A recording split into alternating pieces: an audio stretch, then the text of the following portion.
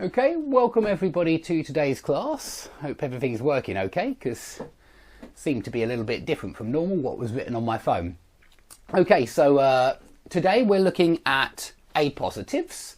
Now I've already done a couple of videos on appositives and they're a very useful rhetorical device, really. And if you're not using appositives in your writing or in your speaking, then you're missing out, because it's a lovely device to use. It's a really flexible rhetorical device, and we're going to look at some of the different types of appositive today.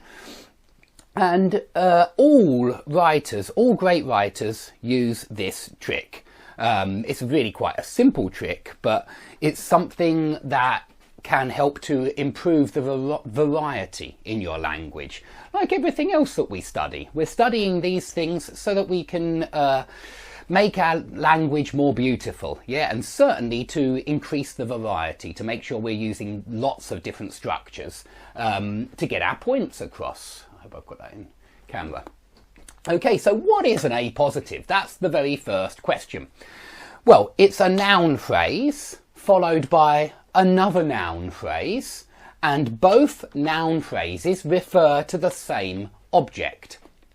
Now, what you'll usually see is something like Boris Johnson, the Prime Minister, will be on TV later. Something like that. And Boris Johnson is the same object as the Prime Minister, and therefore this is a good example of an appositive, and very often we need commas for appositives, okay?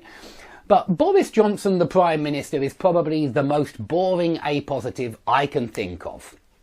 Yeah, I just wanted to give you all a nice clear example of what an appositive is. And it's a noun phrase, a thing, like Boris, and then another noun phrase, another thing, like the Prime Minister. But of course, you actually see writers using this trick in a lot of different ways. So let's look at some of the different ways that George Orwell, some of the different methods or different appositives that George uses in several of his books. But I want to make it clear that all writers use appositives, all of them. And so if you're not using them, you want to ask yourself why. So look at the first one, the multiple appositive. And I've just made these categories up, but I'm just trying to show you that you can take the idea of an appositive and you can split it up into different groups, because there are lots of different types of appositive and you want to be using lots of them. So the multiple appositive, this just means that you have more than two noun phrases. You've got 3 noun phrases or 4 noun phrases, and every single noun phrase refers to the same object. So it's still an appositive, but it's a multiple appositive. So have a look at this one. I think it's from George Orwell's The Hanging. Francis, that's one guy, right? The head jailer, that's the same guy. A fat Dravidian in a white drill suit and gold spectacles, that's the same guy, yeah? Waved his black hand. There's the verb waved right down here. Yeah. Notice that we've given all of this information and we don't hit the verb until we get to waved.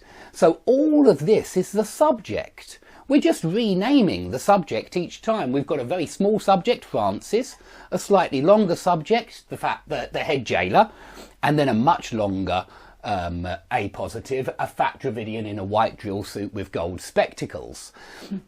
So if you've got 3 noun phrases in a row and they're all referring to the same object, that's an appositive. So please, if you do still wonder what an appositive is, I must warn everybody here that to see appositives, you must understand what a noun is. Yeah, there's no other way of seeing an appositive, because if you see a noun and then an adjective, that's not an appositive. Yeah, but it's when you've got 2 noun phrases and they refer to the same object. So here we've got 3 noun phrases referring to Francis. And that means we've got a multiple appositive and the verb doesn't come until waved. Yeah, we've got 3 things which all, because it's the same person, waved his black hand. The 3 things are actually one thing. Yeah, Francis is the fat jailer or the head jailer, and he is the fat Dravidian in a white suit. Okay.